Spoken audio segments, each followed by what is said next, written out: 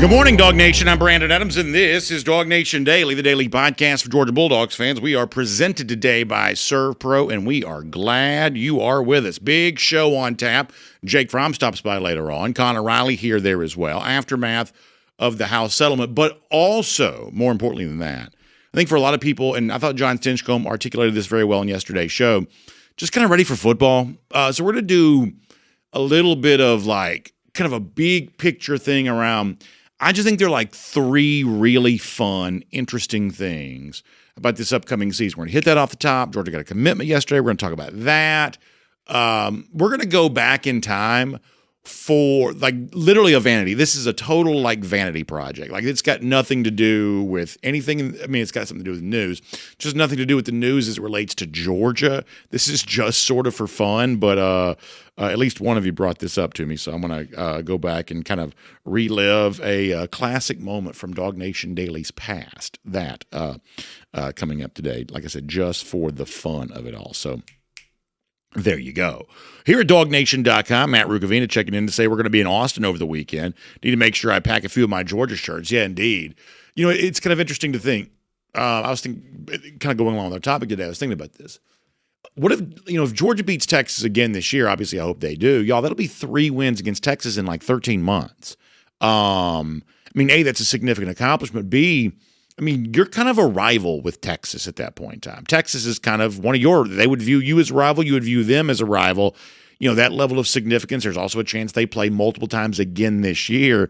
It could be one of those things that pretty quickly, Georgia and Texas become something with each other that they had never been before. And obviously celebrating those wins for Georgia against Texas, a great way to make that return to Austin. Really fun stuff from Matt there on that. So yeah, there you go. Let's see what else. Bill Camacho looking forward to the start of the season. Jeremy Smith checking in. Johnny Prescott's here today. Will Dickerson is here saying it's time to be alpha dogs from Trenton, Georgia. We always loves when he says that. Let's see what else.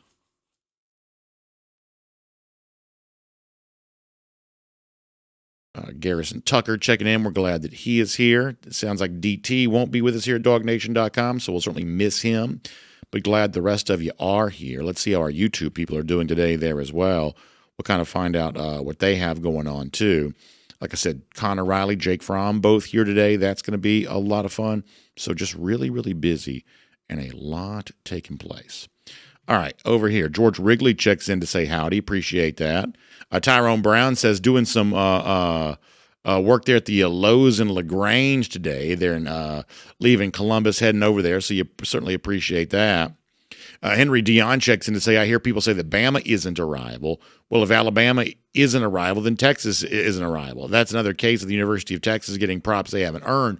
I guess what I mean by the Georgia-Texas thing is that rivalries are created by moments with each other. And the reason why, for instance, Georgia and Auburn viewed as a rival is because before any of us were born, there were moments in the Georgia-Auburn series that created memories that got handed down, which made all the other games later on more meaningful. That's kind of in a roundabout way how rivalries are formed. Similar thing for Georgia and Alabama. The big reason that Georgia and Alabama are not rivals is because they haven't played very much. Weird in the old SEC, when I was first born, the league only had 6 conference games. So you pretty infrequently played some of the teams in your conference. Georgia rarely played Alabama. There is sort of an old story about why Georgia and Bama didn't play more frequently, and frankly, I don't know if it's true or not. I'd love to hear some of the old-timers. No, I don't mean that negatively. I mean people who've been around longer. I would love to hear from them about, what really is true about the whole Georgia-Alabama thing from the past, going back to Wally Butts and Bear Bryant. Perhaps none of it was real, but there was, often described a reason the two teams didn't play more. The point is that, okay, well, in a new SEC world, Georgia and Alabama are about to play more frequently than they've ever played. To Henry's point, maybe Georgia and Alabama, can be a rivalry here eventually. Alabama's one of those programs, admittedly, because of the success that it has, almost everybody views Alabama as some form of rival, Tennessee, Auburn, LSU, even like Mississippi State because of their proximity. There are a lot of programs that sort of view Alabama as a rival. Georgia has not really done that as much until like the Kirby Smart era, but perhaps that's about to be like one of Georgia's stated rivalries. Kind of goes back to something I talk about a lot. You have your opposition and your enemy. Pretty clearly, I don't know that Georgia views, or at least historically has not viewed Alabama as an enemy on the same plane as it would say like a Florida or an Auburn or maybe a Georgia Tech, but they have certainly stood in opposition to Georgia enough lately. The word I use sometimes is they are at least a nemesis. If they're not a rival, they're at least a nemesis and perhaps on their way to being a full-fledged rivalry too. Jonathan Aaron asks a good question. He says, if your son was given $1 million NIL from Georgia and $1.5 million from Florida, what do you think would happen to you? He says, the lead Gator hater. Well, here's what I'll tell you. This may disappoint some of you.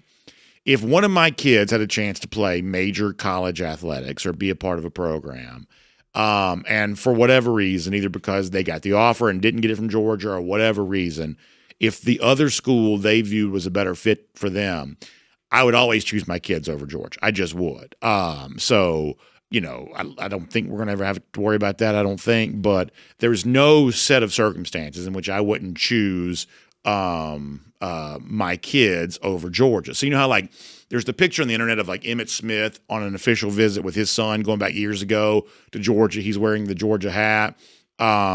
Whatever my kids did collegiately, I would wear that gear. I just would. Now, I don't think we got anything to worry about when it comes to them going to Florida. But if it ever came down to it, it's kids over. Even though I make my living talking about Georgia football, still choose my kids over that. So that's not a difficult choice for me. The other part about, well, it's $1 million compared to $1.5 million. Here's what gets interesting, which is that, I do think that some people kind of mistakenly think, well, if it's the more money, it's obviously the better choice, but not always and not in every situation. Now, because as Foster Moss says, that extra $500K is not worth it. Now, along those lines, we're going to talk today about a young man that got to do what would have been my dream when I was his age, would be my dream for my kids now, especially my son when it comes to like a football or something like that. A lifelong Georgia fan who gets a chance to play for Georgia football. What an amazing dream that is. We're going to get a chance to actually we'll talk about that on the show today. And actually, it's 10 a.m., so let's get ready to sort of tell you everything about the show. We'll kind of welcome on the rest of our audience who kind of watches on demand after the fact. They sort of begin the show with us here this way. So in honor of that, let's go ahead and fire up the animation.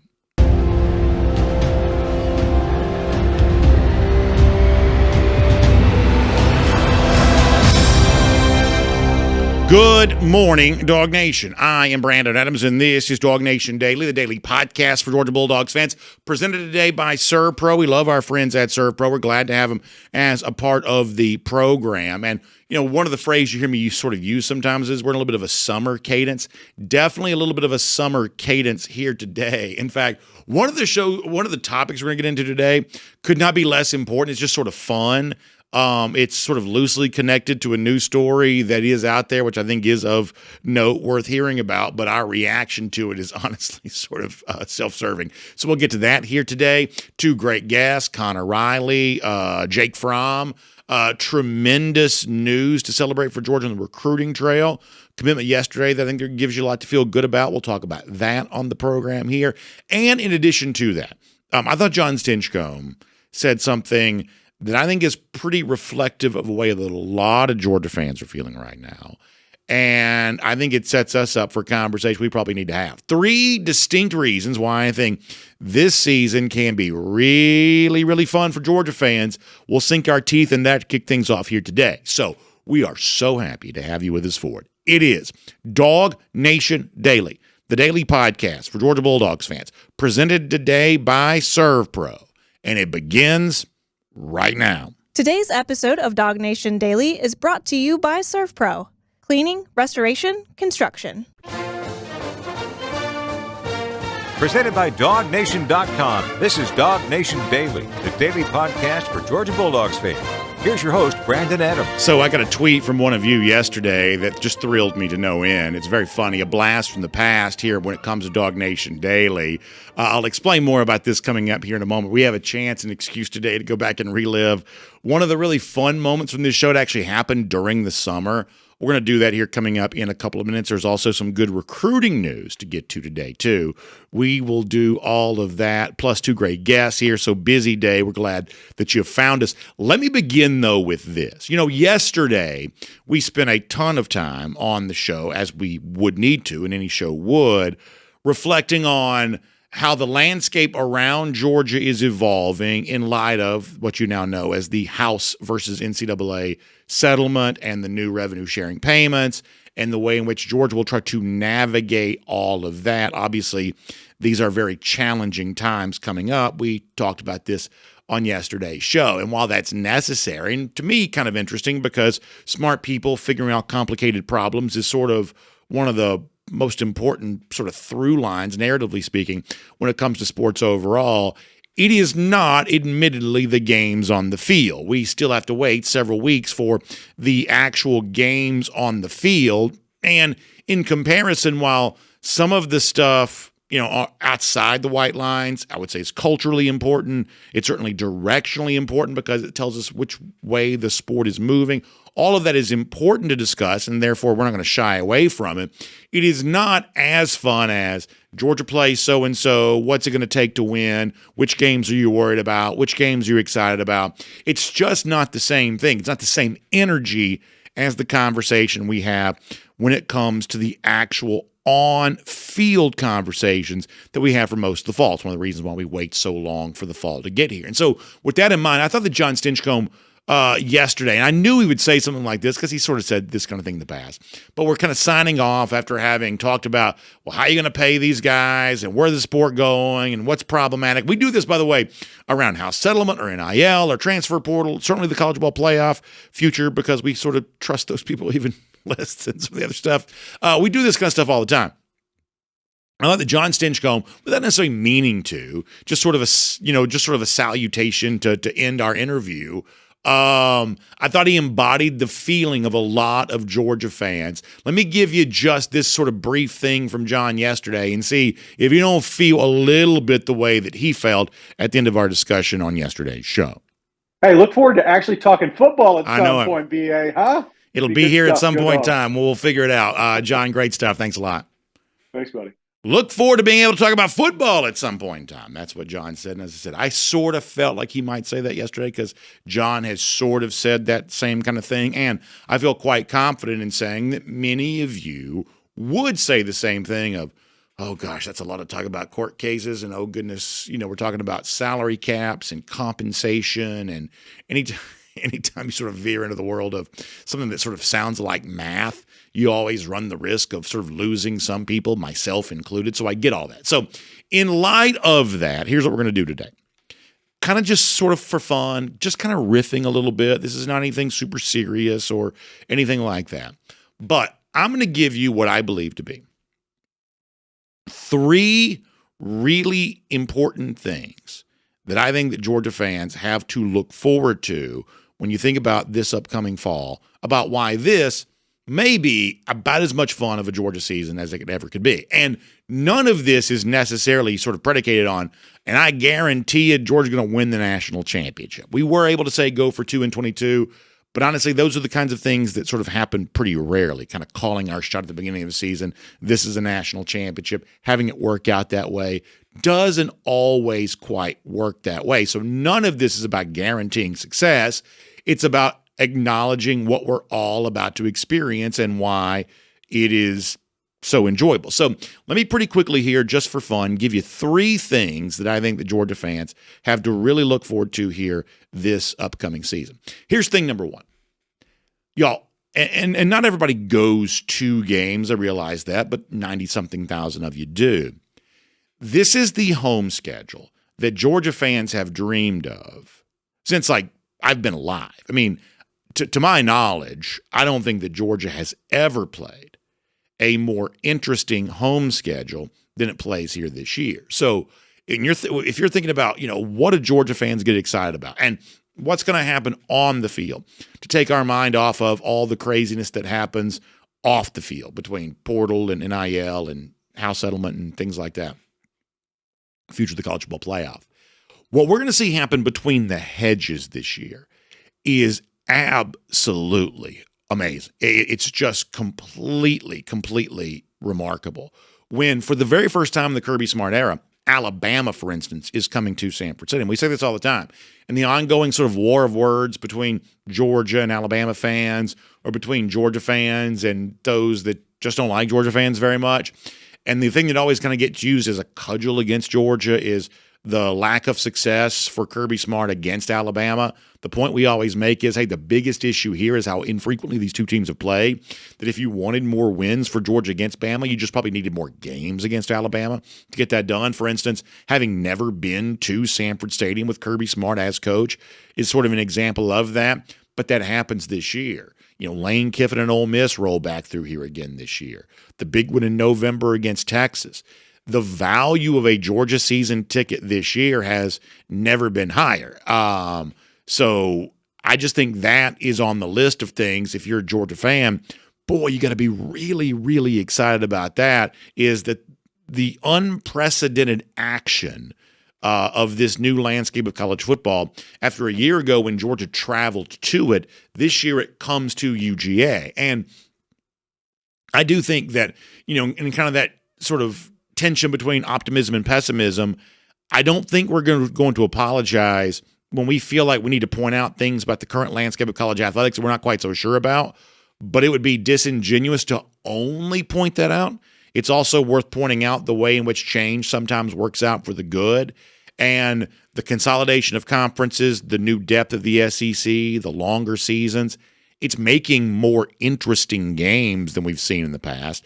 This year's home slate for Georgia is an example of that. And that kind of moves me to thing two here for a moment, which is, look, we're kind of seeing Georgia history have new chapters written for it, like on the fly. Like, there's a line you sometimes hear about, and I'm going to butcher it, but it sort of exists in like the sort of hard news world, or like the sort of history book world of like, hey, you know, there are decades when nothing happens, but there are also years when decades happen. This sort of feels like in college athletics right now, one of those years in which decades are sort of happening, where think about like two major entities like Georgia and Texas. For the most part, for my lifetime, for your lifetime, and frankly, even for our fathers' lifetimes, no matter what age you are, Georgia and Texas have existed as these major college programs, but in different time zones, different regions. And in the old world of college football, to be in a different region, especially pre-college football playoff, to be in a different region, you might as well be on a different planet. You might as well be the dark side of the moon. Georgia and Texas had great history. So little of that history, other than with the exception of the 10-9, what time is it in Texas, Cotton Bowl. Other than that moment, there's almost like no history between Georgia and Texas. But do y'all realize this? If Georgia beats Texas in November, that'll be 3 wins against Texas in 13 months. Georgia and Texas will have gone from being strangers with each other to being honest-to-goodness rivals. Like, Texas will hate Georgia. They are probably already do, at least they should. But if Georgia beats them again, if Georgia does the trifecta of beating them in their place, in our place, and at the neutral place in Atlanta over the span of about 13 months, like, that's a rivalry. That like for a Texas program that views itself as ascendant, to have Georgia be the stumbling block for you 3 times over the course of that period, that's a rivalry. And for Georgia to kind of get back a measure of revenge against Alabama, that's also kind of adding more lore to that rivalry. Or your traditional rivals that have been down. Think about Florida. Think about Auburn. You don't have to look very far on the internet right now. Even the Auburn stuff is starting to pick up the pace a bit, after I felt like some were kind of slow to notice that a little earlier. Even that's starting to pick up the pace here a little bit, where all of a sudden now you've got this real belief out there that, hey, these programs, after being down and bad for a good number of years, maybe they're on the rise here in 2025. Well, Georgia can kind of step in, stop that, and prevent that. Y'all, not only is the home slate for Georgia kind of unlike it's ever been, the storylines of rivalries kind of newly formed or rivalries very quickly adding new chapters or old, traditional rivalries where the rival is trying to reassert itself against Georgia. Georgia having the chance to prevent that, to say nothing of what may happen between Georgia and Tech at the end of the season, playing at Mercedes-Benz Stadium after, Tech has been lauded for being able to keep it close to Georgia the last couple of years. You might imagine that Georgia might have a little extra juice for that game there as well. The nature of rivalries and the way this history is being written right now, I think is really fun too. Let me also give you one more thing to think about here. And this kind of goes to the long-standing conversation that we've been having about kind of what Georgia's place in this new landscape is. We know the season's going to be interesting. We know the games are still incredibly popular, even if the turmoil off the field is sometimes hard to ignore. The games themselves are incredibly popular. But how well does Georgia fit into all this?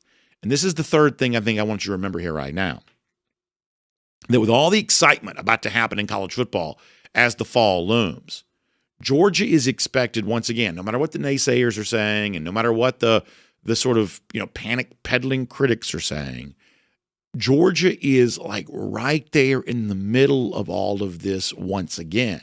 We're in that kind of time of year in which we're going to start seeing what the odds makers call like their games of the year. These are the look-ahead lines, point spreads far into the future. Now, you can't, if you wanted to bet this, you can't really bet a lot of money on these games, but they are posted. In some cases, they'll actually take bets on it, sometimes small dollar figures. And here's what you need to know. I just kind of highlighted a lot of these Georgia games to look forward to. It's also worth pointing out that according to like DraftKings, one of the major sports books that's out there, Georgia is a favorite in all of these games. Big September game against Alabama, DraftKings has Georgia as a 4-point favorite in that spot here right now. The game against Tennessee on the road, Georgia's a 5.5-point favorite. The tough road game, Tennessee's going to do the checkerboard. By the way, we may have a fun announcement for you on this game here coming up very soon. All the excitement around it, Georgia's still a 5.5-point favorite there in that spot. Revenge game against Ole Miss, DraftKings has Georgia as a 9.5-point favorite in that game. Texas coming into a Georgia November. Texas is likely to be the preseason number 1 team. Arch Manning's everybody's All-American, but currently DraftKings has Georgia as a 2.5-point favorite against Texas. On and on you go. You look at all these big games. Georgia is a favorite in all of them. Now, we don't believe that Georgia's going undefeated. We don't believe anybody's going undefeated. But if you look at all of these games individually that are getting so much hype, getting so much attention, Georgia more than a touchdown favorite on the road at Auburn, Georgia more than a touchdown favorite against Florida, 2 teams that have turnaround potential. We believe that while Georgia is likely to lose to somebody, and while Georgia might lose twice, it is still comforting to know that for all the talk about, well, Georgia's got a new quarterback and Georgia's got problems to solve and the schedule's still really tough. With all of that said, individually, Georgia is still favored to win each one of these games.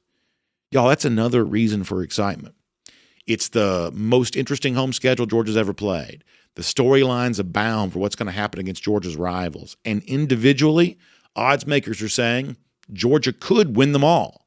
And what that sets up for is a season in which by the time you get to the postseason, by the time you get to the real heart, the crunch time of the season, Georgia could be right in the mix of the national conversation. So take heart if you're a Georgia fan.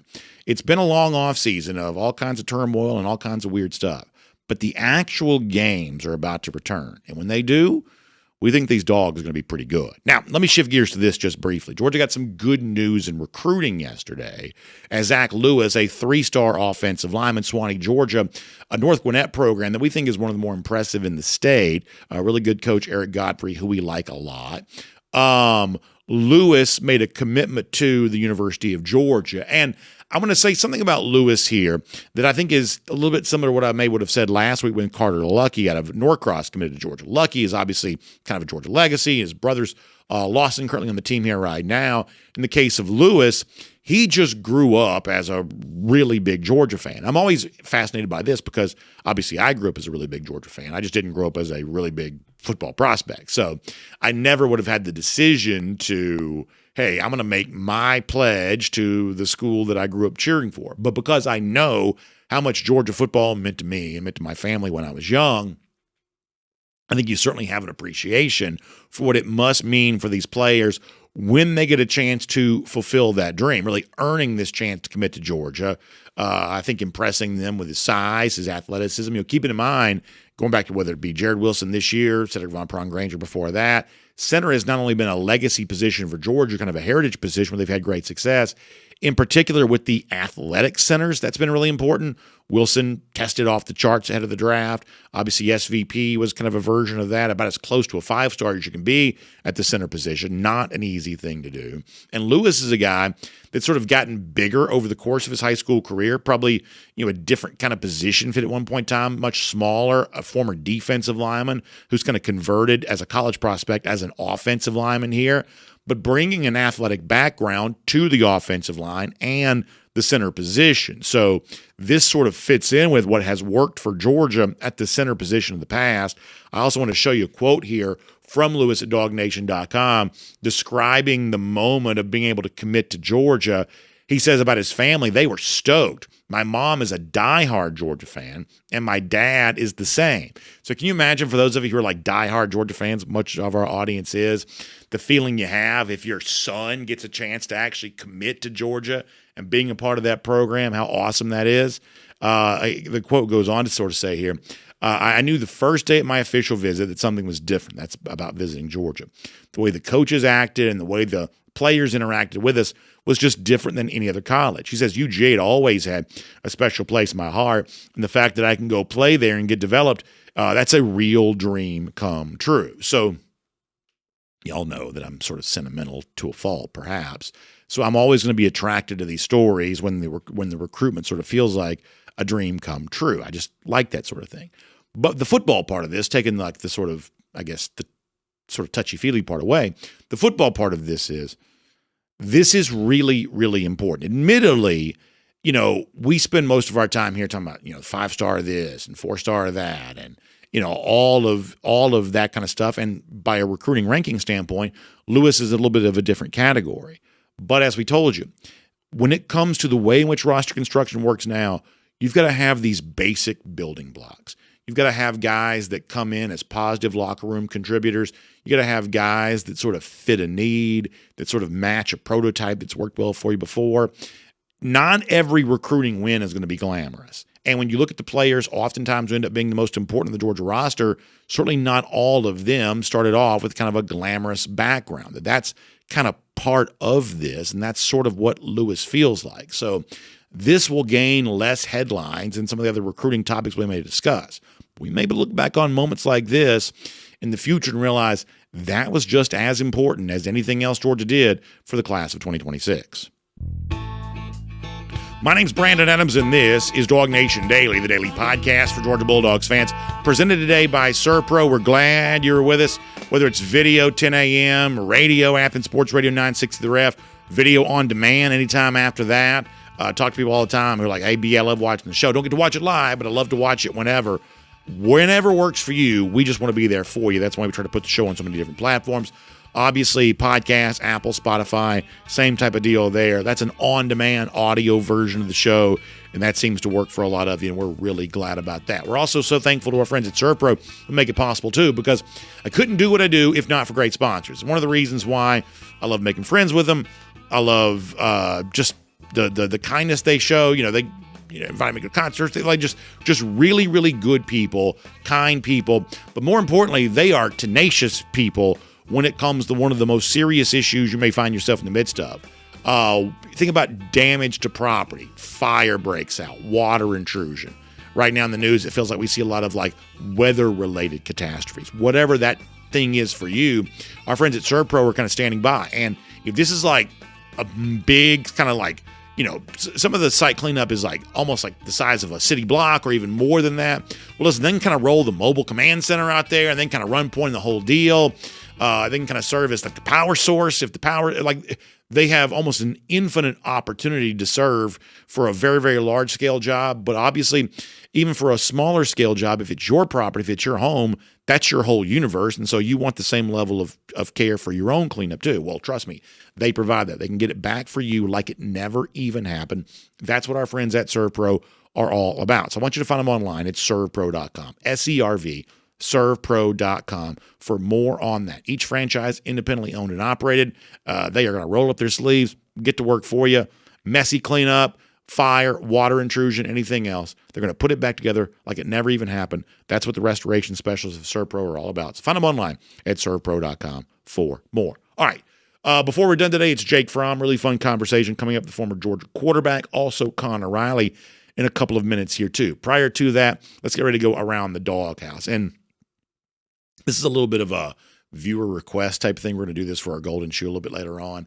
A really fun Georgia fan and a member of our audience reached out and say, BA, you got to go back and play a blast from the past. And the setup for this is there's a guy named Vince Marrow. Marrow is the former tight ends coach, recruiting coordinator at Kentucky. And big news from the college football world yesterday is that Marrow is leaving Kentucky to go become the general manager at Louisville. This is a pretty big deal in the sort of arms race between these two in-state rivals there in the Commonwealth. And I would say it's kind of interesting on those grounds. But it's also interesting for us because almost like right around this time, almost exactly 3 years ago, Marrow became a little bit of a minor character on this show for a while because he had done an interview very different than almost anything else you'll see from any other SEC assistant coach on a radio program up there called Kentucky Sports Radio, which is, I guess, a little bit like what we do. They talk Kentucky every day. We talk Georgia every day. So Marrow had gone on KSR, as it's known, and he had kind of called his shot. This is with Georgia being the reigning national champions. Marrow, the Kentucky assistant coach, had kind of called his shot about Georgia losing to Kentucky up there in Lexington in the 2022 season. This was wild. Take a listen to this. This was fun at the time.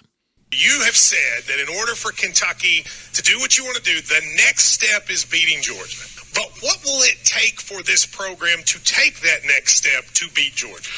So, I don't know if you remember 18. We were not ready for that game when it was CBS. And you could tell early. I mean, we fought hard, but you could tell it wasn't going to be there. Yeah. But when we played them last year and went down there, I'm telling you, our guys went in. We were not. It was not. We really thought we would win that game. And two plays go differently. You're in it.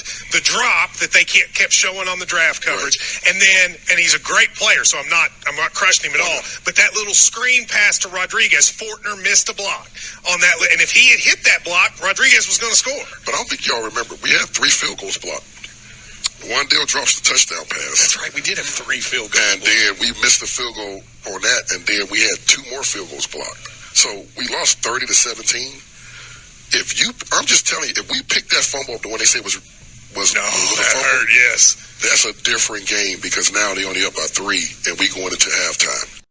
So part of my reason for playing that is just because I think it's really fun that this guy, Kentucky assistant coach, goes on the radio and essentially calls his shot that Kentucky's going to upset Georgia. It was just really fun. We made kind of a big deal about it. People seem to kind of get into that.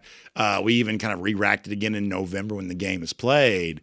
But also, I think it stands as historical evidence for something we talk about a lot, which is there is, I would say, this sort of fairly persistent belief that somehow Georgia's not going to live up to the billing, as a national champion follow-up. Remember, this is Georgia's the defending national champions. And you've got lowly Kentucky, one of their assistant coaches, going on the radio and saying, we should have beaten him in 2021. We are going to beat him in 2022. So for those who Georgia's always making up the doubters, y'all, this is actual evidence. Actual evidence of a coach saying something almost no coach ever says, that we're gonna pull the upset. We're gonna beat Georgia. Now we're gonna bring this back again before the end of the show as a setup for our Golden Shoe. But wanted to just sort of shout out that blast in the past here as a part of Around the Doghouse here today. We also want to keep the fun going as well. We told you it's Jake Fromm coming up here a little bit. We'll make that Around the Doghouse here on DawgNation Daily, presented by ServPro. But for now, kind of on everything else that's going on around Georgia and all the interesting things as we lead into the 2025 season, let's get ready to also talk to our next guest, as we always do here on a Tuesday. Connor Riley here today on DawgNation Daily, presented by ServPro. From Athens and across the SEC or wherever the recruiting trail may lead, here's a DawgNation.com insider. So before we're done, as I set up, got a little something coming. I don't know if that's from Connor or not, but before we're done, as they set up for our golden shoe, we'll give you a little bit more of Mr. Marrow from back in 2022. But I don't want to keep Connor Riley waiting. Let's get ready to speak to him here right now. Connor, we're glad you're here.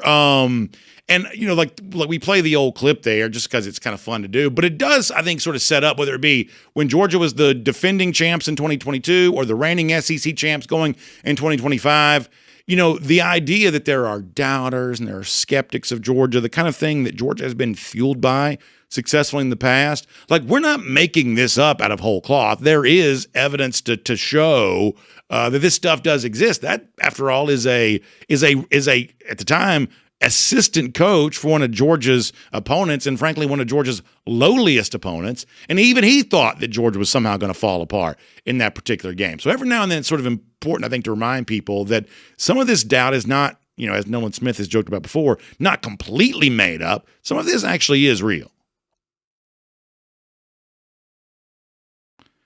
I think Connor might be muted. Sorry. How about now? Can you hear me now? Yeah, I sure can. There you go. I was quoting the great Roman statesman Cicero that said, any man can make mistakes, but only an idiot persists in his error. And I think there are a lot of people that fall into that when it comes to this Georgia football program. Look, you know, I think because of the fact that Kirby came from the Nick Saban tree, and because of how much he built up Georgia to look like Alabama, there has always been at every corner someone who wants to, I think, discount what Georgia has been over this last now decade that Kirby Smart has been there. But time and time again, when the season rolls around, Georgia finds ways to win games against these other programs and against these other teams. And you know, I find it pretty funny. You know, you play that old clip by Vince Morum. He listed like 6 or 7 plays, like, if we do this differently and this differently and this differently, like, yeah, that's an entirely different game. You know, that was a game Georgia won pretty comfortably there that day. So I think moving forward with Georgia, and especially going into 2025, like, this team and this program have been doubted in a way it really hasn't since that 2022 season when, and even in 2022, I think that was just they just lost so much, it's going to be hard to replace that. And Kirby, I think, wisely channeled that, you know, not so much pure doubt, but just like, you know, I don't know how they're going to replace this, into a championship team that went 15-0. And so I think that worked there. There are people this time around asking a lot more pointed, a lot more serious questions about what this Georgia team in 2025 might be. And with what we've seen from this team, with what we've seen from this program before, I'm not necessarily sure that's the wisest move to make. So our friend Kaylee Manziel, who's with us here today, points this out. This is the second day. I'm not sure what this means, but this is the second day in a row that General Cicero from ancient Rome has gotten quoted on DawgNation Daily. Yesterday, I gave the one which I believe is correctly attributed to him: for my friends, everything; for my enemies, the law. And you gave a different Cicero quote today. I don't know if that makes us like the world's smartest dumb people or the world's dumbest smart people, but either way, it's like 2 Cicero quotes in back-to-back days. Not very many college football shows going to give you that here this time of year.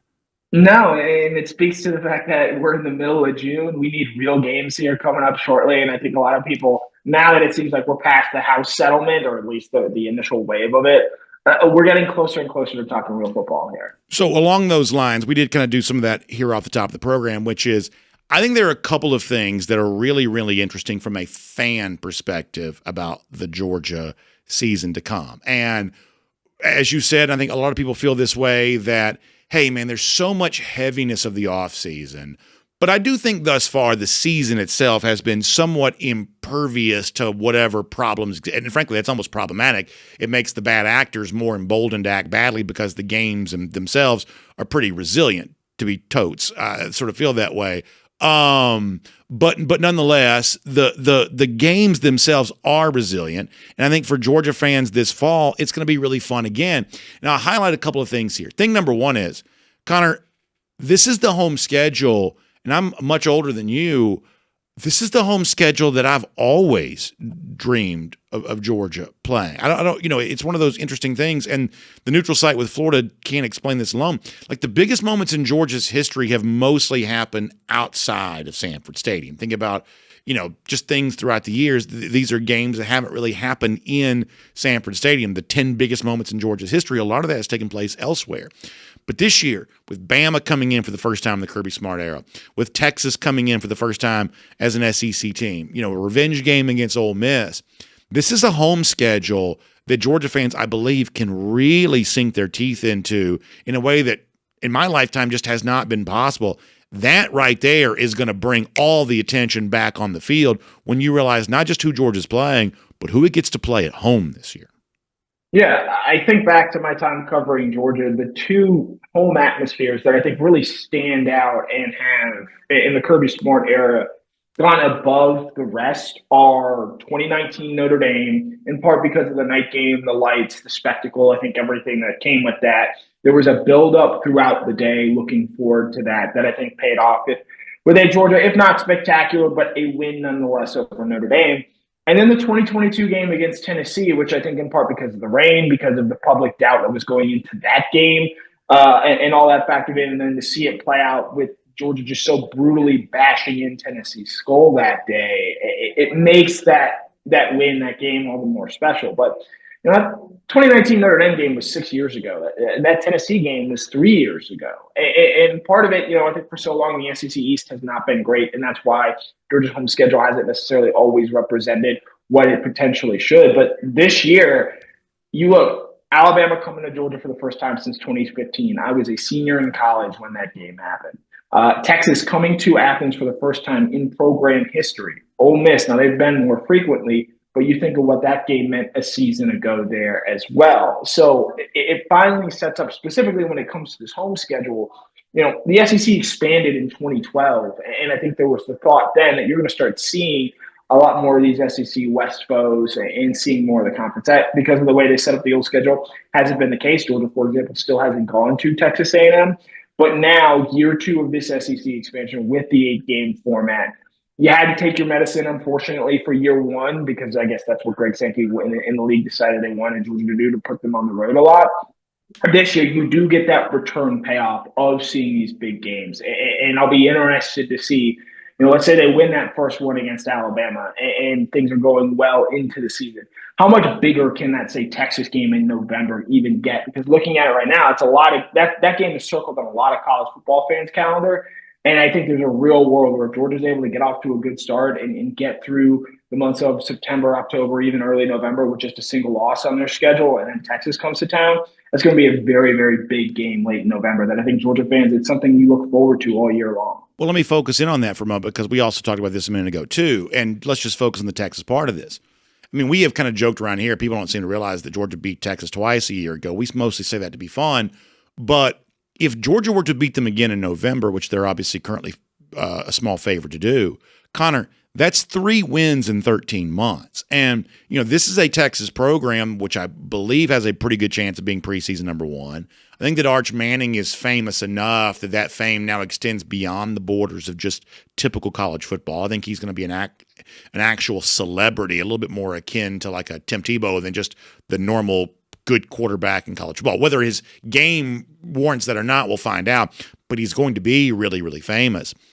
I just think that if Georgia were to beat Texas again in November, I think it's going to unlock a level of attention for Georgia as being the sort of legacy SEC team that has sort of stood as the stumbling block for this, what Texas believe is sort of a birthright ascension. I just think it's a completely different conversation around Georgia if Georgia gets them again. And obviously they'll be a small favorite to do so, at least based on the odds makers here right now. And that's just one of the games rich with storylines for Georgia here this year. I mean, I just think that I don't know that Georgia fans properly appreciate how the conversation could dramatically alter if Georgia earns another win against Texas after having beaten them twice last year.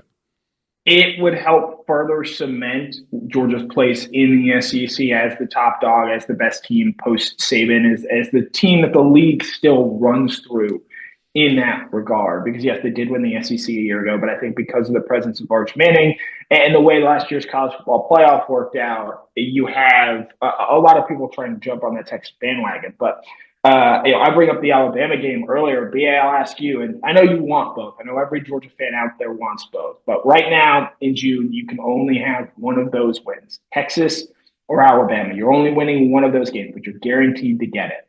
Which one are you picking, Texas or Alabama? Because I would actually make the argument, as much as like Texas is a worry and what they might ultimately become, Georgia has to beat Alabama this year. It just simply has to happen, given everything that has played out when those two teams have met, and specifically, I think, how last year's game in Tuscaloosa went, where, in my mind, Georgia was still the better team in that game, but they played so poorly in the first half that it gave them very, very little margin of error in the second half of that game. So I ask you on your own show, Alabama or Texas, which one would you take? I would take Alabama, but not necessarily fully and completely for the reasons that you mentioned. Let me make 2 points in response to this. So my choice would be Alabama over Texas.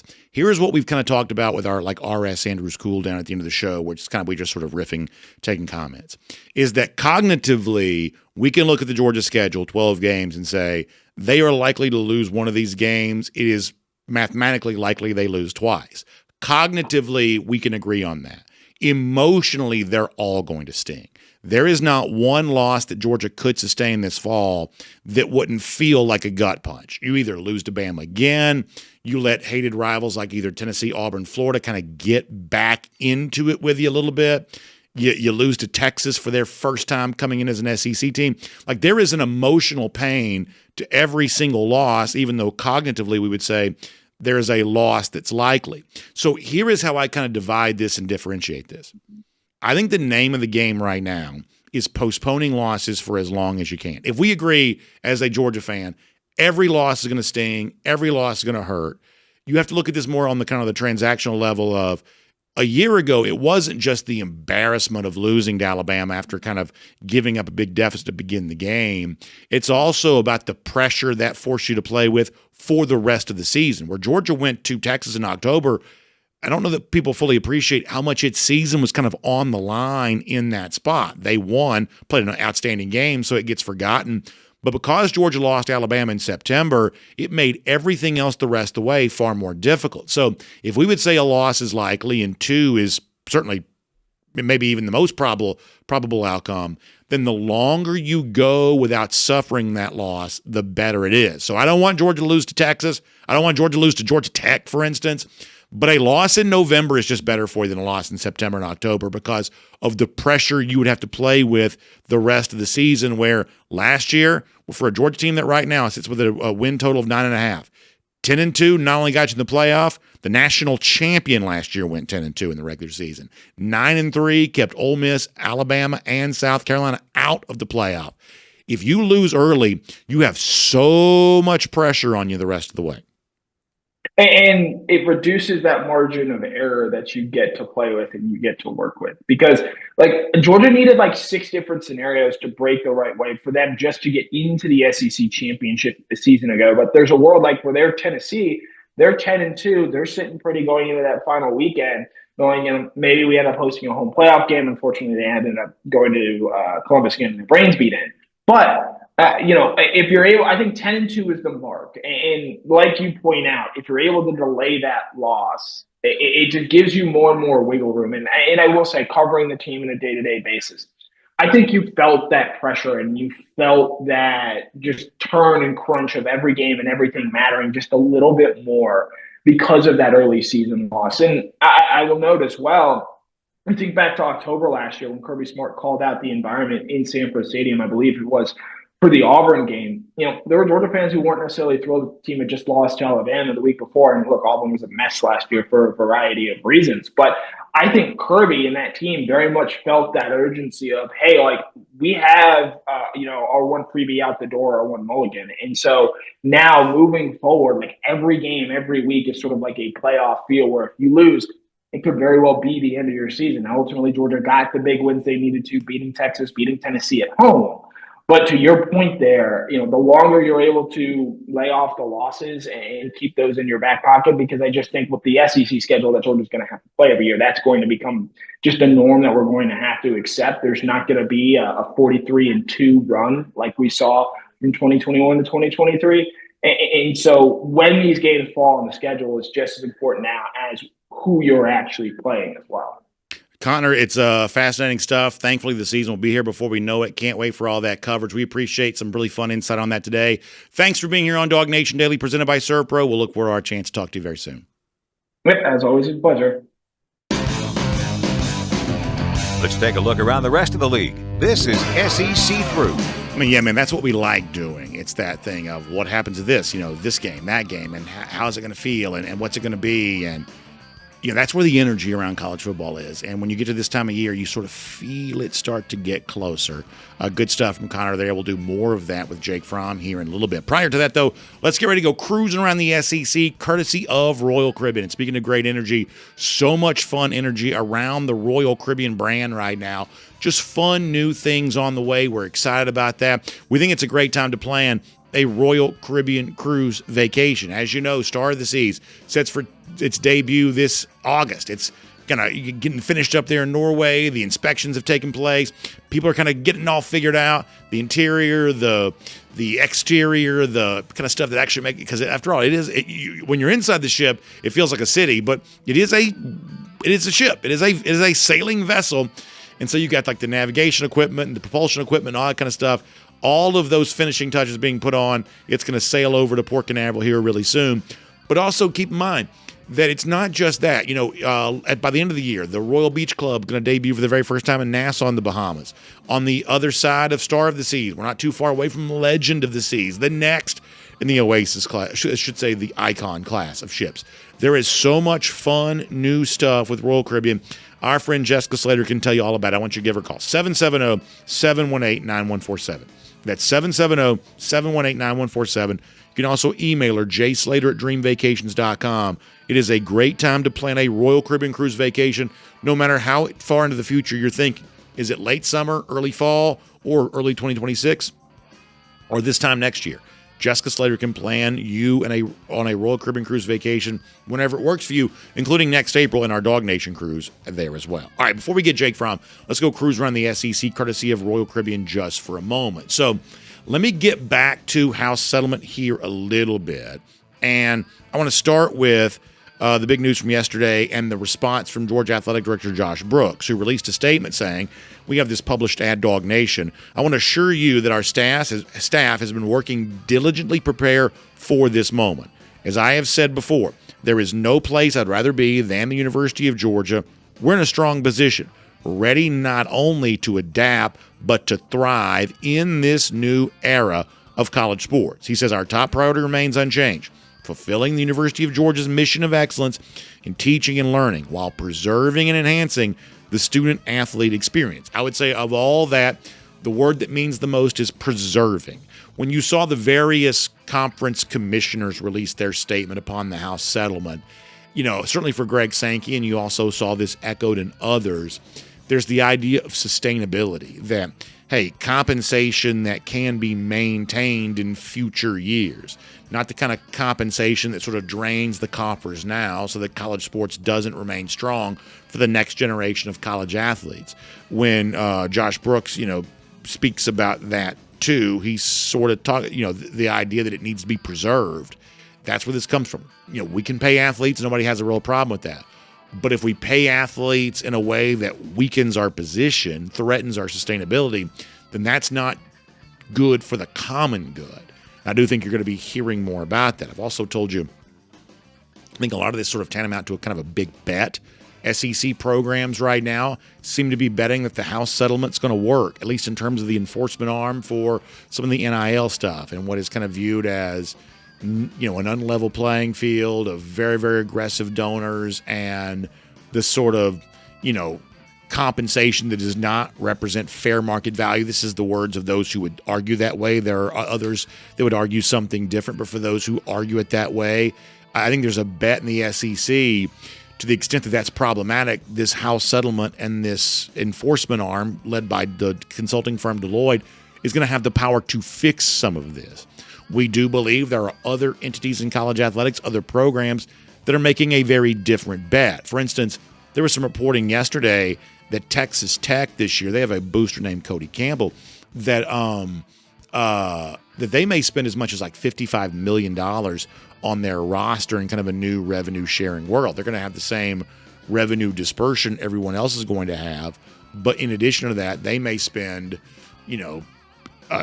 still try to spend huge dollars via NIL because they do have the booster that can power that. Now, will those deals be approved? It sounds like Texas Tech is betting that they will be. That's the nature of this bet here right now. Before I bring on Jake Fromm, let me also mention one thing really quickly, too. We now have the College World Series field set in baseball, and shout out to Murray State. We had a good time, my son and I, watching this one last night. Dramatic win in Durham against Duke, and a Murray State team where their baseball field seats fewer than 1,000 fans. The head coach has to mow the lawn himself. Like, this is as small time as it gets, and now they're going to the College World Series, and frankly, in impressive fashion. The Oxford Regional was not an easy regional, and they blew through that. We saw how good Duke was here in Athens just the other day. They go to Durham and get the win in that super regional series. So it's a great story. Happy for the Racers. Cool uniform, I thought. Just a really fun thing, and this is what makes college athletics special. So congratulations to Murray State joining two SEC teams, LSU and Arkansas, as well as like a trio of old school Pac-12 in the College World Series. So a lot of fun coming up in Omaha. And we'll make that cruising around the SEC, courtesy of Royal Caribbean. And here on DawgNation Daily, we'll also get ready for a Kroger Fresh Take. We'll get ready to bring on the great former Georgia quarterback Jake Fromm as part of that Kroger Fresh Take here today. And Jake, of course, we're happy for your time. And I'm not sure if you got a chance to watch the Duke-Murray State game with a young family. I'm guessing you probably didn't. But I'm thinking you're probably like me a little bit, that when – and I guess would have played Murray State at Georgia, if my memory serves. When a small school like that, like I said, fewer than 1,000 fans in the baseball stadium, coaches mowing the field – when a school like that goes to Omaha, now I wish Georgia was there. They obviously kind of take Georgia's spot because it was Georgia's super regional that they would have been in. But I got to say, I'm pretty happy for Murray State, and I don't want those stories in college athletics to go away. Yeah, I agree 100% with you, Brandon. Thank you for having me here on the show. To me, that's what makes college sports and athletics so much fun, and especially the college baseball world. You can get hot at any given time. There's, you would say, a lot more parity. Obviously, you could see that, with a team like Murray State getting in to Omaha. So much fun to watch. College baseball, huge fan of it. Been doing my best to try to keep up with it and watch a few games when I can. But we'll definitely be tuning in here at Omaha and watching how this playoff college baseball unfolds. So, Jake, I'm not a very smart person. We have brilliant people working behind the scenes here, and I've just been told, just like that you were 10 of 11 passing against Murray State back in 2019. So, just brought it up. We got an immediate sort of research fact check on that. So, first of all, congrats on the great day. 10 of 11 against the Racers back in 2019, and great job by our Cody Chaffins for giving us that stat right there on the fly. Yeah, thanks, Cody. Appreciate that. Yeah, 10 of 11 is kind of I guess the goal of kind of where you want to be. Quite frankly, when you play teams of that caliber, want to be very efficient with what you're doing from an offensive perspective. Just go out, operate, execute, and kind of go about your day. So the big news in college sports the last couple of days has been the approval of this House settlement, where we have been hearing about this for months. And now we know at least the basic structure of this, where, okay, there's going to be revenue sharing for, like, just use Georgia as a for instance, for the athletic department overall, you got $20.5 million. Georgia says it's going to fully fund that. We're not surprised by that. The majority of that going to football, some of it going to basketball, a portion of that going to women's basketball, and then the remainder going to all of the other sports. The theory is, hey, this could reduce some of the kind of the craziest NIL stories we hear about, but there's also the fear that some of that could still be challenged legally. So I just want to kind of give you an overarching opportunity to just sort of say whatever. What do you think about all of this, if anything, right now? Yeah, I really don't know exactly what to make of it. I haven't necessarily honed down on a formulated opinion on exactly how I feel about it. I'm still trying to get down into the weeds of exactly what does this mean, what kind of rules are being put in place. Because kind of what you alluded to of, well, maybe some of the crazy NIL stories will still be there. What kind of rules can you navigate around? It kind of operates as a tax code, and kind of the more you understand it, the kind of the better you could use it to your advantage. So it's going to be really interesting to see kind of what these bigger programs kind of do, and what they could use to their advantage. I know, I guess, as it kind of refrains personally to me, there was kind of a back pay, I guess you could say, on players from 2016 on. So kind of how that all goes down, I don't know exactly. I actually opted out of that back pay. So I don't know. There's a ton of possibilities and a lot going on here. And I will do my best to really catch up and get down into the weeds on exactly what this means for college football players in today's atmosphere. So I was going to ask you about that because unlike some of our other former players that join us in the show, the span of time for the back pay to ex-athletes, their span predates this, but yours does not. And this is none of my business, but so you chose to opt out. Is that something you feel comfortable talking about why you chose to opt out, or is that just between you and your financial advisor? Yeah, I've been told not necessarily to comment on it, but I will be, open and transparent for as much as I can. There is, I guess, back pay for kind of a cost of attendance, the video game, and some certain other things. But the NIL back pay, I don't believe went back to 2016 to that 2019 kind of era. I think the NIL stuff really kind of got going in 2020. And so I think there's another lawsuit going on to try to kind of go back and recoup possible NIL losses, which is, for me playing quarterback, I thought that I could get a better bang for my buck, kind of doing that. So just from my perspective, and I'll be completely open and transparent here. Like, to me, I'm playing. This is house money. This is casino money, and I don't feel like on one hand, I guess you could say, that I earned it or deserve it. I don't necessarily kind of, believe that. It's just it's a different time. I played in a little bit earlier time, and those were the rules. So. Kind of want to go out swinging and swing for the fences. And if it happens, it happens. If it doesn't, look, man, I'm going to go about my life and move on and do other things. So that's kind of my mindset, and trying to be transparent and open. No, I get it. About it. It's an important thing for everybody to remember that, and I'm not a lawyer, but in most legal proceedings, once you accept the settlement, you've sacrificed some rights. So, to sort of hold on to some of your rights probably feels like a pretty smart thing to do. All right, let me shift gears related to this topic to something different, because I think you probably know I'm pro-Georgia. I'm pro-SEC. I would also say I'm sort of pro-tradition too. So I have some pretty obvious biases in conversations like this. But for a second, I kind of want to go to like the other side of this, because a phrase that we hear, like say Kirby Smart sometimes use and figures around the SEC uses, well, we just want to protect, he'll say like competitive balance. Like we don't want crazy NIL because we want competitive balance. The sort of non-Georgia SEC person might say competitive balance, we don't have competitive balance because, Georgia and schools like that sort of dominate everything. Like I mentioned Texas Tech a little earlier. That's a program, Lubbock, Texas, small school, small fan base, very rich donor. I think they would say, hey, NIL is our ticket to competitive balance. All of a sudden, we now have, money bags who sold mineral rights for, billions of dollars. So we now have a chance to get some competitive balance that we wouldn't have if NIL didn't exist. That's not the argument that I typically make, but to give a fair hearing to it, what do you make of sort of those smaller schools, remote locations who say the ability to kind of pay some NIL and be more aggressive than the traditional powers, that might be our ticket to so-called competitive balance?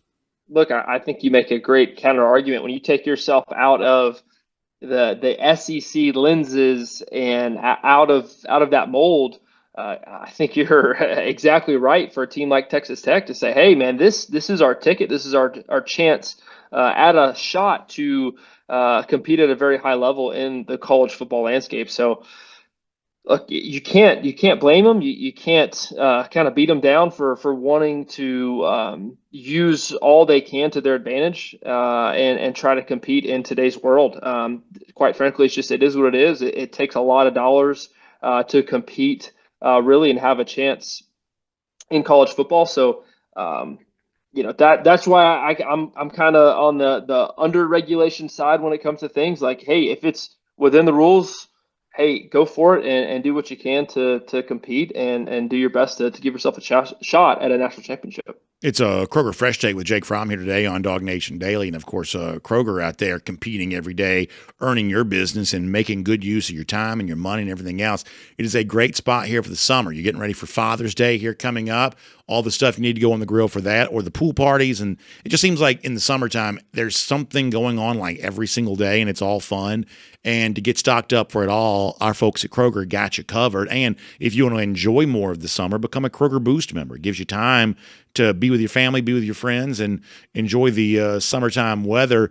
You can get free grocery delivery, free grocery pickup, or also for the stuff you're already buying at your local Kroger, earn twice the fuel points on all that too. It's an awesome membership opportunity. It's the best way to get the best of Kroger, and you can try it right now for free. So go online to learn more. It's Kroger.com, or you just get there directly, Kroger.com/boost for more on that. Kroger.com/boost for more on that. Jake, we'll finish with this.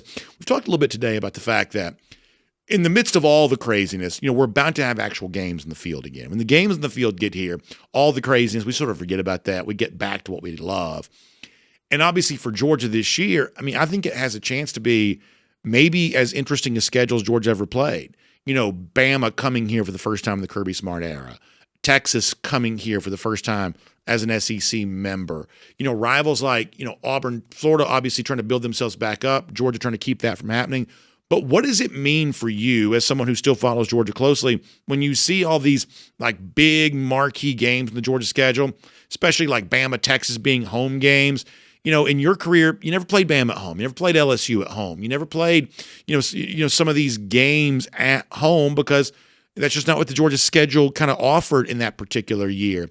What does it mean for you to see already Georgia fans getting excited about this home slate and getting excited about a schedule that when you look at it, it's like big game after big game after big game, just so much to get, in anticipation of, be excited about. What does that mean for you personally?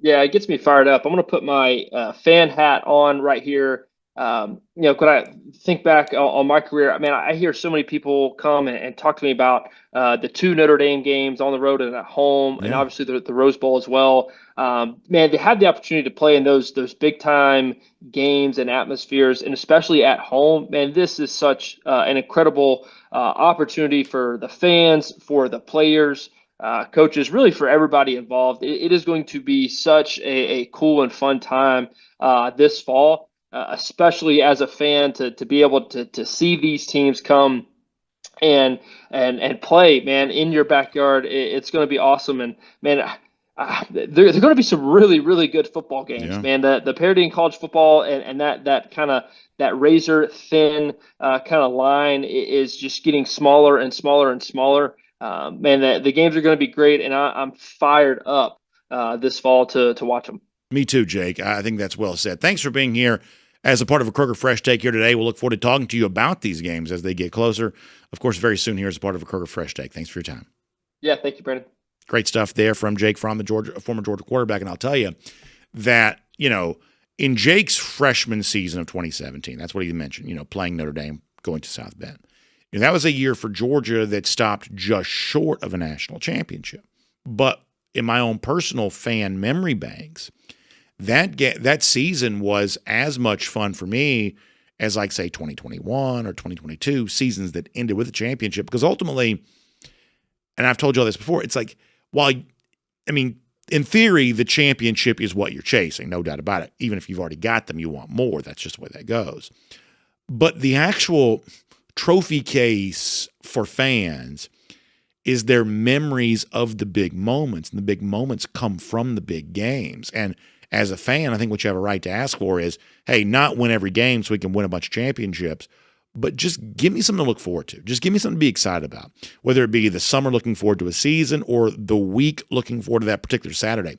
Just give me some moments. That's what sort of separates, we think, the life of a sports fan from someone who doesn't like sports. I mean, I oftentimes wonder, if you don't like sports, like, what do you do? Like, what do you do? Like, I mean, the fall is just another Saturday. It's just, like, there are these moments that are just so much more special because of our, connection to following sports and enjoying all of that. When you have a team that kind of creates these big game moments, it just kind of creates the memories that end up kind of defining your life a little bit. So I think that's really fun stuff from Jake Fromm. Now, speaking of moments, we're going to get back to one of these in a minute. The funny thing we were discussing earlier in the show. Before that, though, let me remind you about our friends at the Finish Long Drink. And obviously, if you're making moments yourself here this summer, Finish Long Drink, a great way to do that. I'm thinking about all the different varieties. My favorite, the traditional citrus, that's a blue can. It's grapefruit flavor. It's a gin kick. It's just an incredible thing. You love it. The peach flavored version, that's incredibly popular. The pineapple's out there. People just love it. My wife likes the cranberry. Every time we go out to the pool or anything like that, the Finish Long Drink, you see it from people all over the place. They're always kind of toasting me with the cans because they know how much I love the Finish Long Drink as well. It's been a big part of DawgNation Daily for a very long time. And we think this summer's a great time to try it if you've never tried it before, or it's a great time to continue your enjoyment of it. You can find it at golf courses, bars, restaurants, obviously beverage stores and the like. So if you go to thelongdrink.com, that is thelongdrink.com, you can find out where to pick some up today. Thelongdrink.com for more on that today. So a little earlier in the show, we were talking about Vance Marrow. Marrow is a former Kentucky assistant coach, and I say former because this week it's announced he's actually leaving Kentucky to go to the in-state rival Louisville. He's going to be the new general manager there. It's a pretty big story for that in-state rivalry, and it's a little bit of an erosion for an SEC team that's had its share of erosion as of late. But it has also given us a chance to re-rack. It was kind of a funny moment in DawgNation Daily history around this time, like 3 years ago, when Marrow had gone on a Kentucky radio show called Kentucky Sports Radio and essentially had picked Kentucky to upset Georgia, citing the fact that they thought they were so close to doing this in 2021. Now keep in mind here for a minute. This is a game that Georgia had dominated the entire time. Final drive of the game, some of y'all remember this, total garbage time. Kentucky's like marching down the field, clock's running out. This is back when the only drama in Georgia games was would the Georgia backups allow a touchdown? Like that was literally all that, it's like Georgia would either get the shutout or not, depending on how the second and third stringers played on that like final drive of the game. And Kentucky's like marching down the field trying to score to make the margin of victory seem a little closer. Come to find out, Marrow used that nonsense touchdown as sort of a platform to say, and in 2022, we're going to upset them. We played one of these clips a little earlier, just as kind of a fun blast for the past. Here is more from Marrow kind of making his case why he thought Kentucky was going to shock the world and beat Georgia that particular year. Here is Vance Marrow, I should say, from Kentucky Sports Radio one more time. We physically thought, and Kirby even said it, when they keep asking me all these media days, he said, they keep saying about Kentucky, he said, are you guys serious? He said, that's one of our toughest games every year. You talk to our players. So I think, again, going into this year, you take every game, but I think it's going to come down to that game. I think it's November 19th here or something like that. Next to last game, yeah. Yeah, I think I like when you got... Do you like having it at the end of the year? It's the next to last game of the year. It's going to be cold, probably. Yeah. It's going to be... Hey, Kroger Field will be rocking. It'll be cold. It'll be a good time to play some football.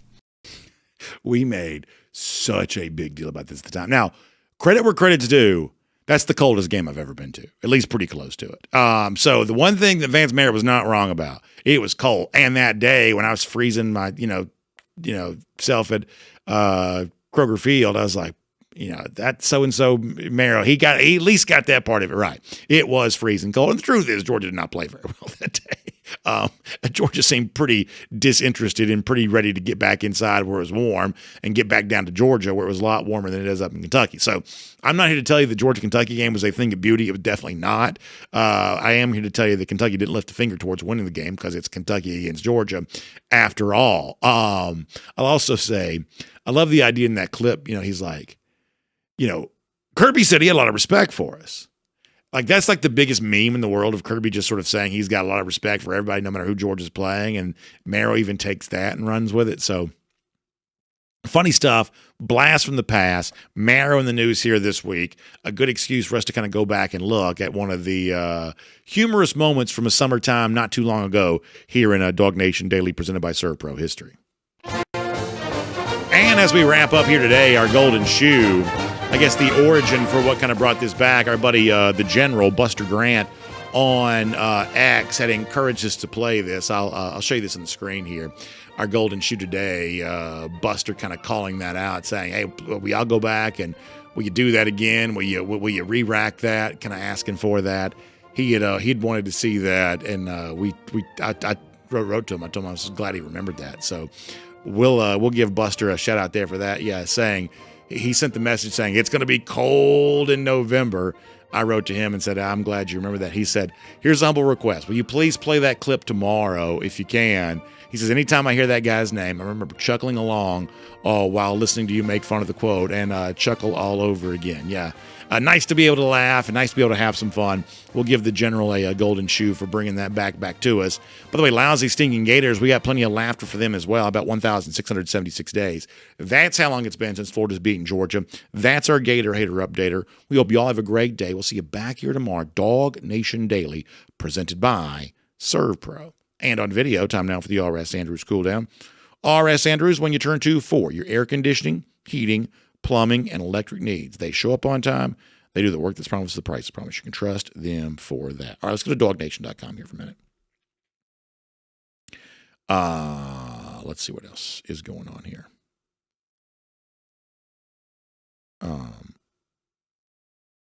Senior Dog 54 says every Georgia fan needs to go back and look at the beating Herschel took in the national title game against Notre Dame.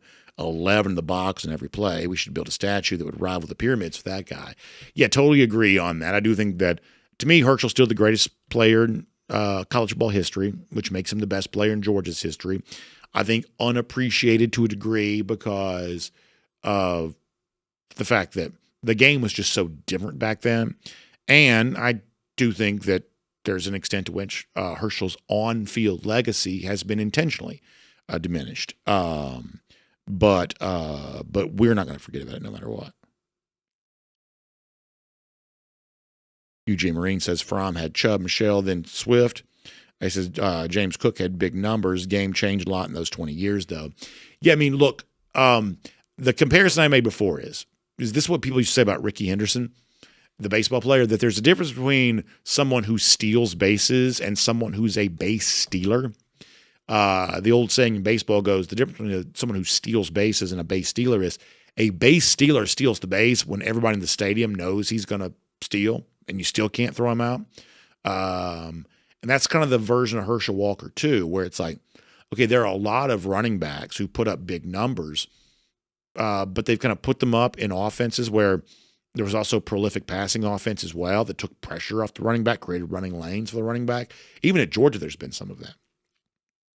In the case of Herschel Walker, every big yard he got was a yard in which the opposition knew he was getting the football. And I don't mean that to disrespect the legacy of Vince Dooley. That's what coaching was back then. Coaching was not about misdirection and things like that. Coaching was about, making the decision that gave you the best chance to win. And handing the ball to Herschel over and over was the decision that gave you the best chance of winning. The game was, to a degree, it was still a complicated game. It's football after all, but it was played in a sort of a simpler way than it is now. And that doesn't obscure Herschel's greatness. I think it amplifies it. Also here on DawgNation.com.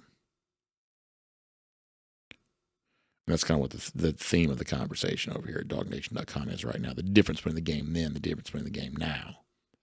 And I totally agree. And I tell you, I have never gotten a good answer on this.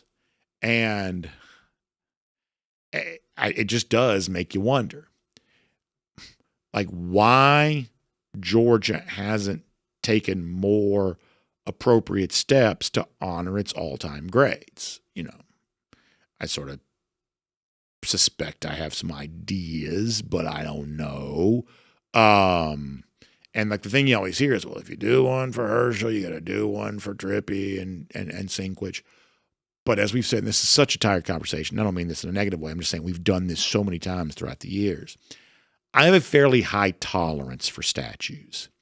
I've seen very few. I've seen some, but I've seen very few statues in life that I didn't think had a right to exist. I think statues are a fun way to remember history, even small history. I've been lucky enough to go to a handful of Major League Baseball stadiums, and when I go to them, one of the first things I want to see, let me see the statues. Let me see the way in which history is honored here. And at a place like Yankee Stadium, Monument Park, all-time greats, the best the sport's ever known. At a place like, say, the, what's essentially we kind of think of as New Comiskey Park there in Chicago, a little less famous, but honestly really cool.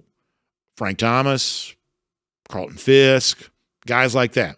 Less notable than the Yankees, but a major part of a long-standing franchise worth remembering. I think every franchise has a right to remember its all-time greats. I think every college program would do right by remembering its all-time greats. Alabama has statues for its national championship coaches. Florida has statues for its Heisman Trophy winners. Statues are just sort of a part of sports remembrances. And Georgia doesn't really do that. And honestly, it is conspicuous in its absence. And any explanation I've ever gotten for it are all incredibly lacking. Just incredibly, incredibly lacking. Paul Moon mentioning the Cristiano Ronaldo statue. Yeah, it sort of feels like, and I blame modern art for this, it sort of feels like statues oftentimes are getting less accurate, it sort of seems like. Like I said, I sort of blame modern art for that. But still, there are some statues that have been put out lately. The Ronaldo one, I guess, is the most famous, although I don't believe it's the only one, where it bears almost like no resemblance to the actual person.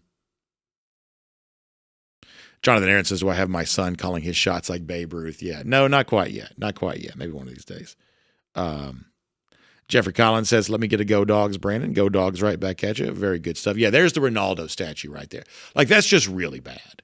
That's just really bad. Like, and it's amazing to me that our technology, I mean, look, there were people in like ancient Rome and not modern Athens here in Georgia, but like ancient Athens.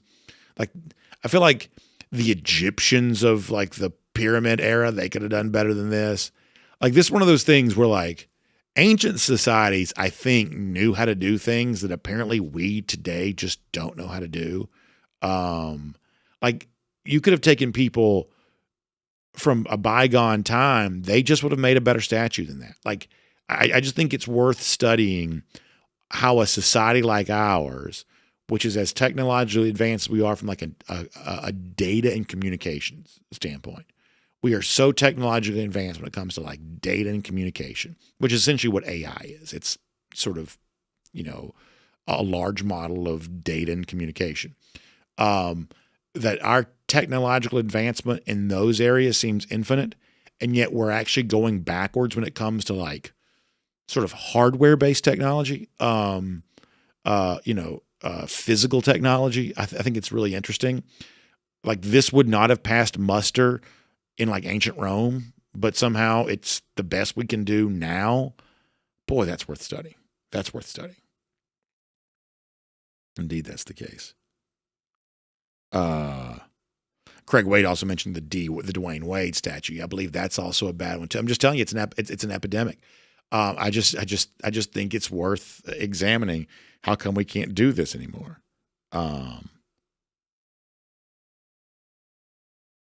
Wayne Haynes shows up to say that Bo Jackson's the best running back to ever play college football. That's obviously going to be a heresy here, but I will say of all the non-Georgia athletes, Bo is one of my favorite sort of of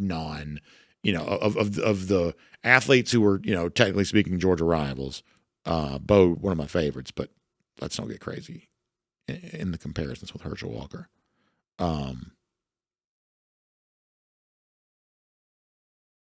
Frank Patterson says he and G. Grace have been battling over the Nick Chubb contract. No surprise there on that.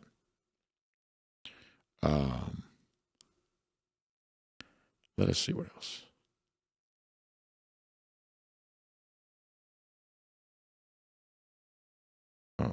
Over here on the YouTube side of things.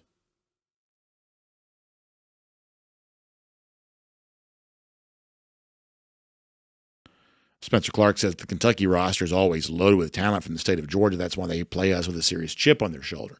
I would say to a degree that's maybe true. This is like the one opponent. This past year was no different. Georgia essentially never covers the spread against Kentucky. So that's like the one thing that, Vance Marrow did, somewhat get right. And now the 2018 game is the big counter to that. This is one of those games that sort of gets lost in the legacy of Georgia. Georgia going to Kentucky in 2018 was a huge game. That's a Kentucky team that finished the year in the top 15. They weren't just ranked in the top 15. They finished the year in the top 15. And Georgia went up to Lexington for a spot in the SEC championship and beat them 38-10. That's the Kentucky team that beat Florida, had gotten some big wins, tough running game. And Georgia just absolutely dominated. This was, you kind of come off the tough loss at LSU where Georgia did not play well, the big moment against Florida, and then following that up with just an absolute dominance of Kentucky. And, this is where, if it wasn't already obvious, this is where like sort of the Justin Fields thing just sort of fell apart because I don't think Fields played at all that day. So you'd had this thought of, Fields is this major talent. Can Jake Fromm hold him off? Well, when Fromm played lights out against Florida, when Georgia dominated Kentucky, at that point in time, it was just over. It was just over that this was Fromm's team. And, the rest was kind of history. But the game itself is not remembered for anything related to Justin Fields.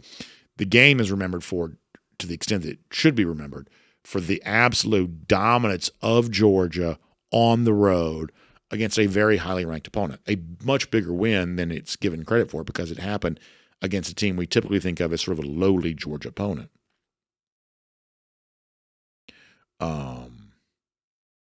And yeah, John Hendricks and others are right. Kentucky does enjoy recruiting down here in the state of Georgia.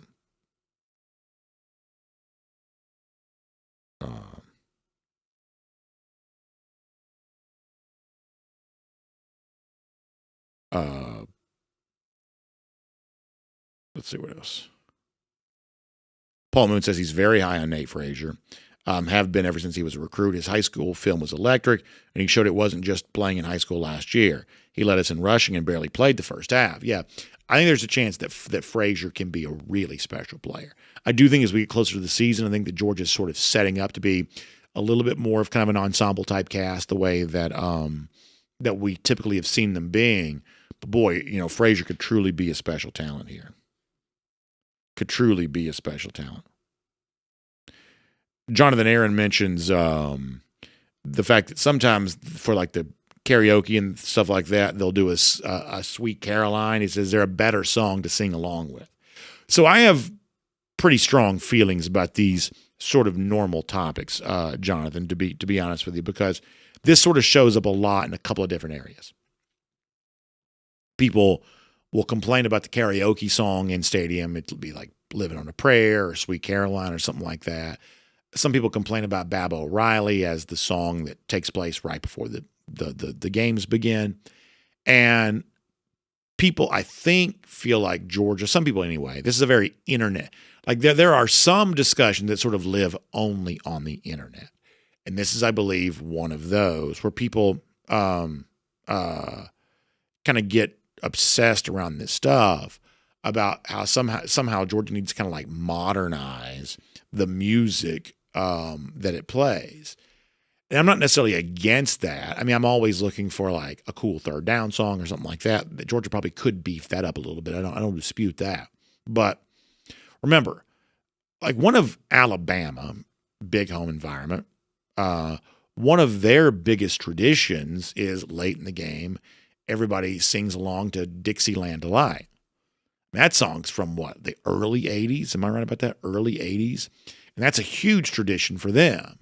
So there's very little connection between, hey, what becomes a big thing in the stadium and how old the song is. In fact, I've talked about this before. Like if you walk around the outside of the stadium, go to like the frat houses, things like that, you know how they'll have like the big speakers in the yard for like the game day parties, kind of like their tailgate. The music they're blaring is all from like the 70s. You know, there's very little like 21st century music coming out of some of these tailgate parties from guys who are in school right now. I think the idea that somehow Georgia plays music that's too old in the stadium, I feel like that's a very, very niche opinion in a kind of a corner of the internet. I don't think it bears any reality to life whatsoever. I'm not criticizing Jonathan because this is the thing that comes up. If you talk to people in real life, the approval rating for Baba O'Reilly, that's the Who song that plays with the dome, dome, dome. The approval rating for that song is like 90-something%. It's almost unanimously approved of in the flesh, in the real world. There's like this internet conversation about it that sort of never seems to go away, but it's sort of particular to those, and it's not a criticism, it's just an observation. It's particular to those who spend a lot of time on the internet. The same way with like, you know, sort of karaoke songs, things like that. People sometimes have felt like the in-stadium atmosphere at Georgia has been harmed by what happens between the action and the TV timeouts, things like that. As someone who goes to a lot of stadiums, I don't really feel like whatever happens between the stadiums at Georgia is all that different than anywhere else. I don't. I also think the in-stadium atmosphere at Georgia has been pretty good lately too.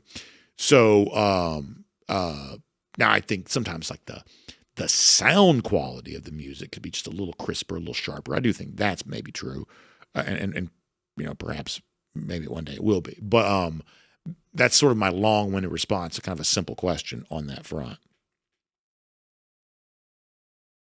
All right, let me get Facebook and see how they are doing over here just for a bit.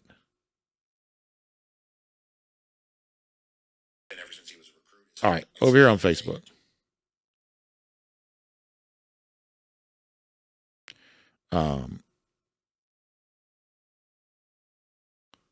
So but this Grady Darcy says that he says, my wife works the games with me at Georgia. She and I got married in May to avoid game day issues. Our children were born before the season starts on an off weekend. So there you go for Grady. Making sure that they're taking good care of stuff for the season. That's awesome stuff, Grady. That's really good. That's good planning for sure. Very, very good stuff. Ken Holcomb asking about how the golden shoe got its name. So the golden shoe dates back to when Marco Wilson threw the shoe when Florida coughed up the lead in 2020 and lost to LSU. And I'll give you more information than you want to know.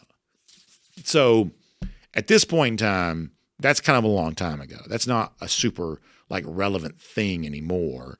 So that's the thrown shoe. So Marco Wilson threw the shoe, and Florida ended up losing to LSU. And so the next day, and it's right over here. I'd show it to you, but it doesn't matter. So coming back to work, my family, my wife, at the time, two very young kids. My kids aren't quite as young as they used to be. Two very young kids. They made for me the original golden shoe trophy. Kaylee's going to help us out with that. Thank you very much, Kaylee. I appreciate that. So the original golden shoe trophy, which is right here, they made this. So you got the wooden base. You know, you put the golden shoe thing, which is kind of faded a little bit. Took an old shoe, spray painted it gold. We made the golden shoe. Family made this.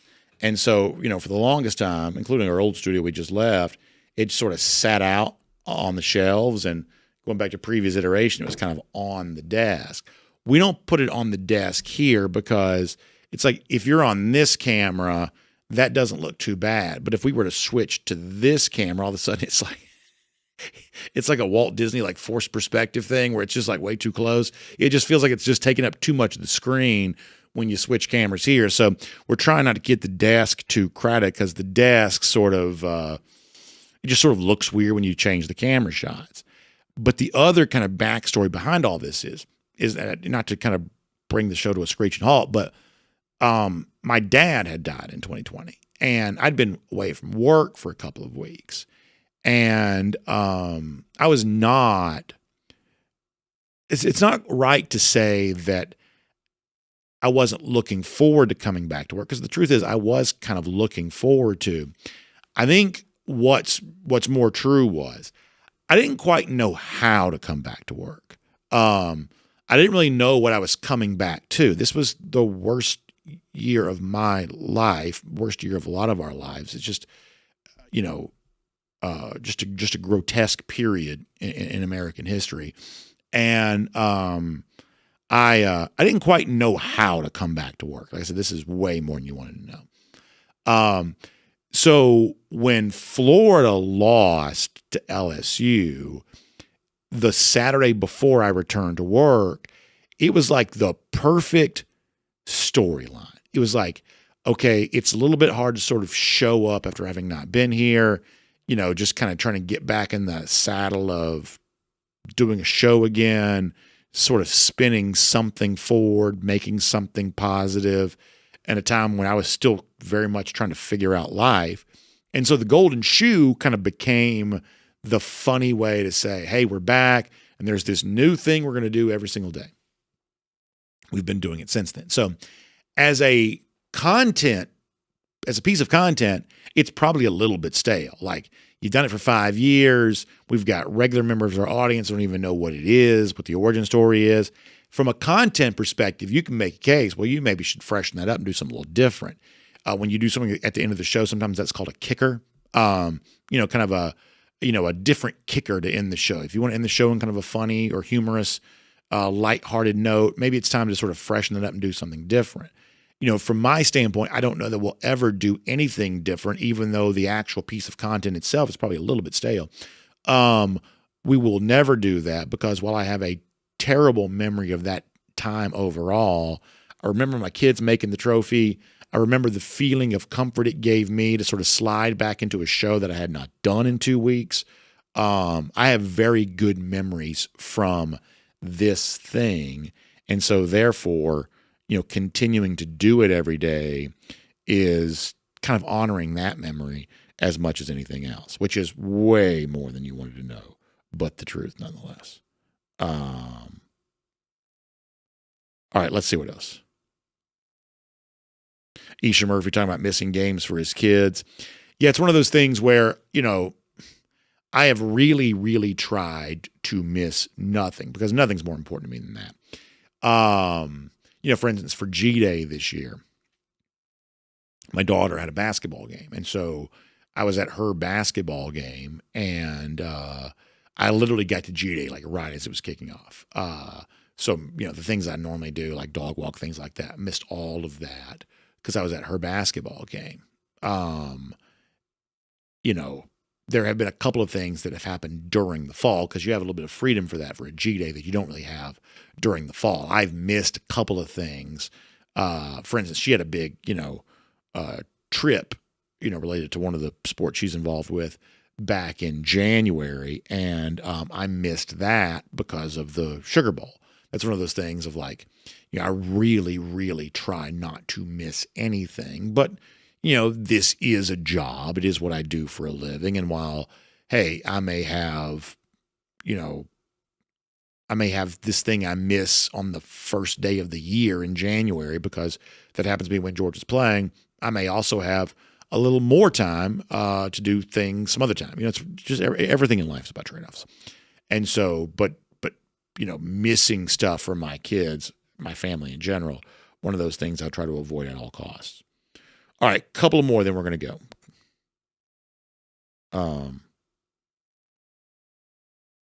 Let's see what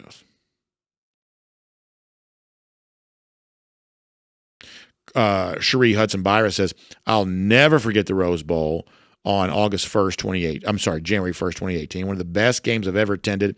I love our guy, Jake Fromm. Cherie, you are so right about that. One of the best you could ever have.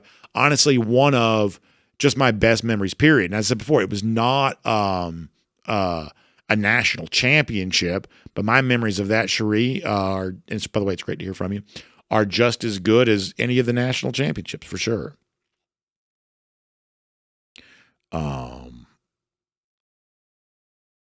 Barry Watkins says, I gave BA 2 minutes on Facebook. We've already had more time than that on Facebook.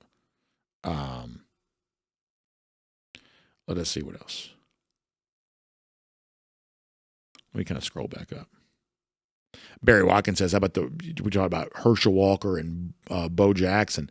How about the current Georgia running back, Bo Walker, with a name like that, destined for greatness? Barry, you may be right. You may be right.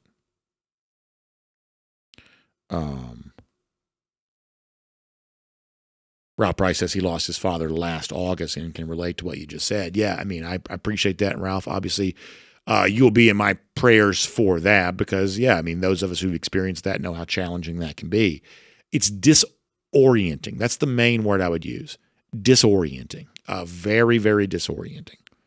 Tennille getting ready to go take a nap. Tennille, enjoy that. Gary Holt checking out too. We're getting ready to check out it there as well because I did tell our Kaylee and Cody are with us here today that we're going to check out early, and I want to make sure I make good on that promise because oftentimes I don't. Frank Patterson says, what was the better Georgia dual running back performance? Gurley Chubb versus Clemson or Chubb Sony versus Oklahoma? To me, I would say that Chubb and Sony are the best tandem of running backs in college football history. In that particular game, the highlight reel is amazing from those two. There's a touchdown that Chubb scored in that game where, I mean, he's literally, it's like a 15-degree angle how close he is to the ground. And somehow it turned into a touchdown. It's just amazing. Just amazing. Alan Hampton says he appreciates the Golden Shoe tradition. I'm happy to hear that, Alan. Thank you very much. Keith Black checks in to say the dogs are hunting all the way up here in North Jersey. Love the show, BA. Keep it up. That's awesome to hear. Keith, thank you very much. I appreciate that. Paul Moon also cast his vote for Sony and Chubb. That's a nice thing to hear, too. All right, final comments. Anywhere.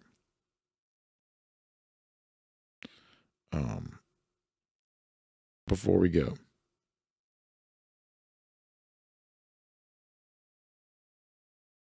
Very, very good stuff. Brian Whitaker also checking out here too. Yeah, so it's about time for us to do the same thing. So everybody have a great day.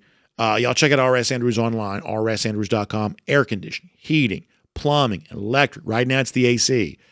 Summertime hot weather is here. So get your system tuned back up to factory fresh specs. Our friends at RS Andrews got you covered on all of that.